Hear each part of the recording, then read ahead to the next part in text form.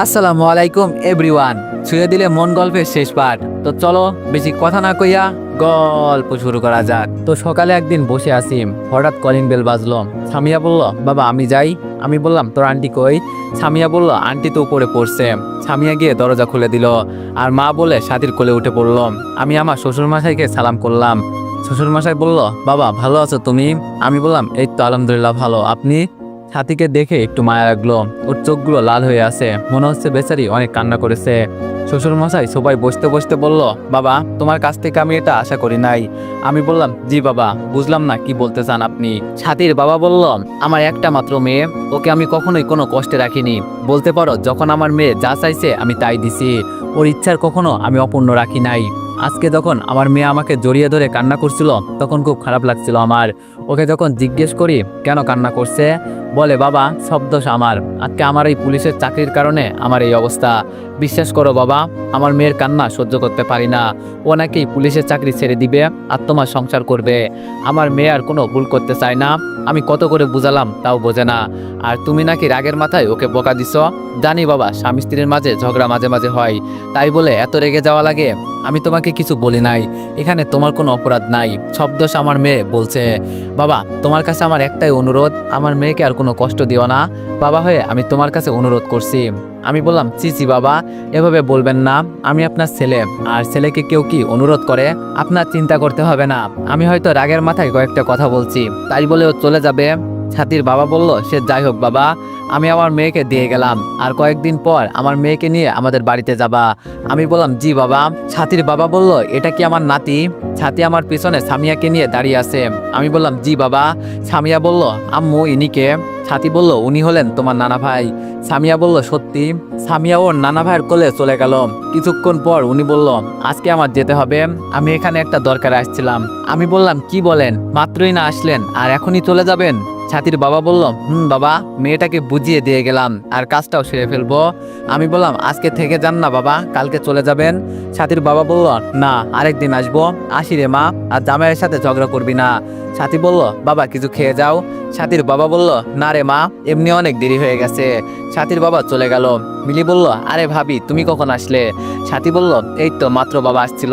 মিলি বলল, ও আচ্ছা, এক কাজ করো, এই সময়ে ভাইয়া কফি খাই, কফি বানিয়ে নিয়ে এসো।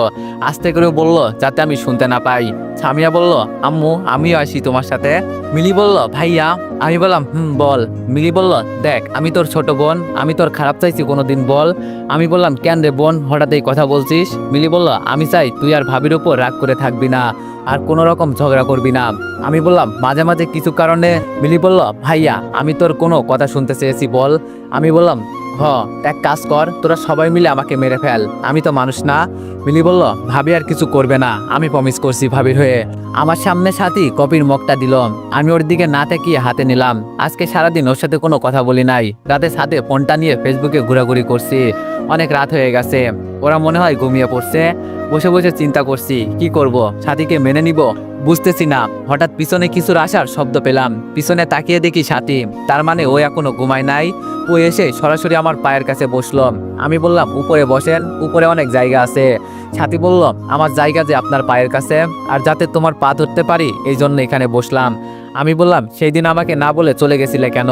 জানো না তোমার যে একজন স্বামী আছে? কথা শুনে সাথী আমার দিকে কান্না দৃষ্টিতে তাকিয়ে আছে। আমি বললাম, কি হলো, আমার কথার উত্তর দিচ্ছ না কেন? সাথী বলল, আমি সরি, তখন তো তুমিও আমাকে যেতে বলছিলে। আমি বললাম, যেতে বলছি দেখে কি আমার অনুমতি না নিয়ে চলে যাবে? সাথী মাথা নিচু করে বলল, সরি, আমার ভুল হয়ে গেছে।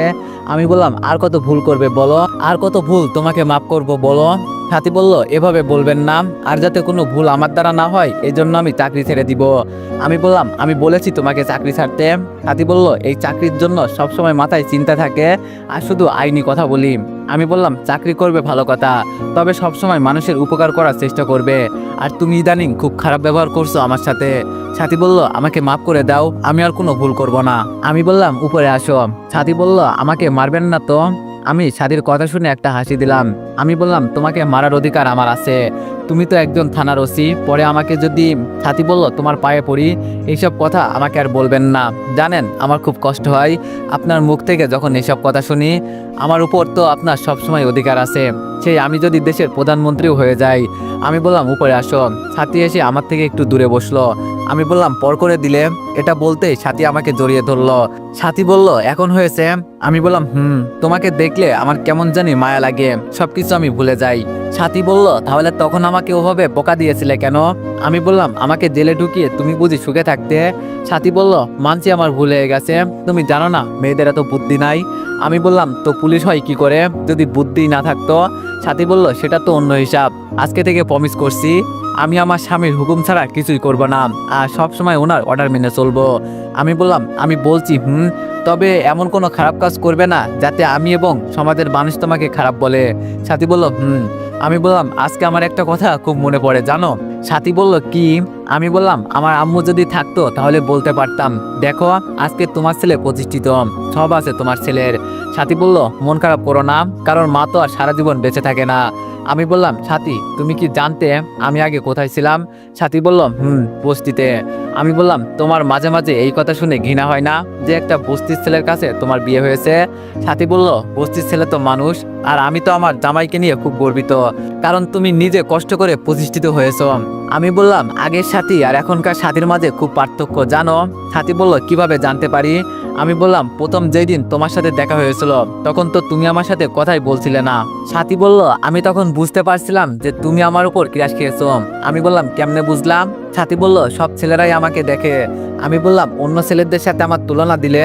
সাথী বলল আর কত সরি বলবো বলো, কথা বললেও আমার দোষ, আর কথা বলবো না, এই যে মুখে আঙ্গুল দিলাম। আমি বললাম আমি দিতে বলছি তোমাকে। সাথী বলল তো কি করবো? হ্যাঁ আমি শুধু কথায় কথায় ভুল করি।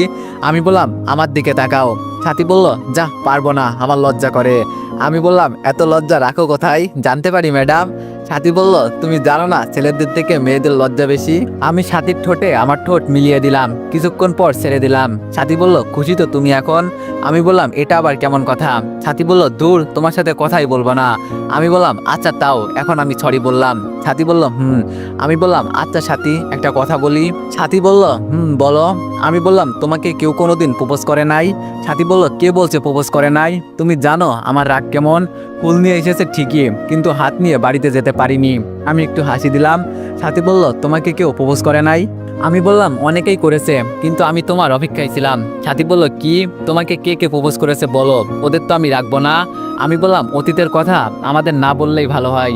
সাথী বলল কথা ঘোরানোর চেষ্টা করবেন একদম। আমি বললাম ধুর, তুমিও না ছোট পোলাপানের মতো বায়না ধরো। সাথী বলল আচ্ছা চলো, অনেক রাত হয়ে গেছে, ঘুমাতে যাবা না? আমি বললাম আরো পরে, এভাবে খুব ভালো লাগছে। কেন তোমার লাগছে না? সাথী বলল কালকে সারাদিন দৌড়াদৌড়ি করতে হবে গো। আমি বললাম কেন? সাথী বলল আরে কালকে এক থানা থেকে বদলে আরেক থানায় আসতে হবে।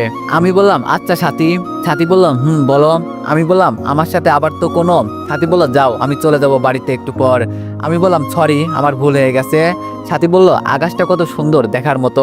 আমি বললাম বহুদিন পর নিজের প্রিয়জনকে নিয়ে রাতের আকাশ দেখছি, খুব ভালো লাগছে আমার, জানো তুমি? সাথী বলল আমারও একটা ইচ্ছা ছিল বরকে নিয়ে রাতে আকাশ দেখবো, আর আজকে দেখো সেই ইচ্ছাটাও পূরণ হয়ে গেল। আমি সাথীকে কোলে নিলাম। আমি বললাম একটুও ভারী না তুমি। সাথী বলল হঠাৎ করে আমাকে এভাবে কোলে নেওয়ার কারণ? আমি বললাম রুমে চলো বুঝিয়ে দিব।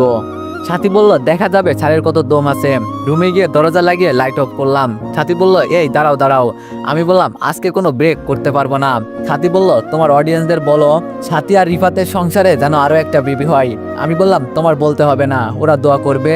সকালে উঠে দেখিও কয়টা বেবি থাকে ওদের দোয়ার ঠেলায়।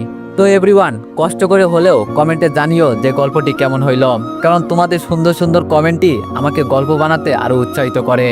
তো যাই হোক, তোমরা সবাই একটু জানাইও যে গল্পটি কেমন হয়েছে, আর নেক্সট গল্পের জন্য সবাই অপেক্ষা করো। ধন্যবাদ।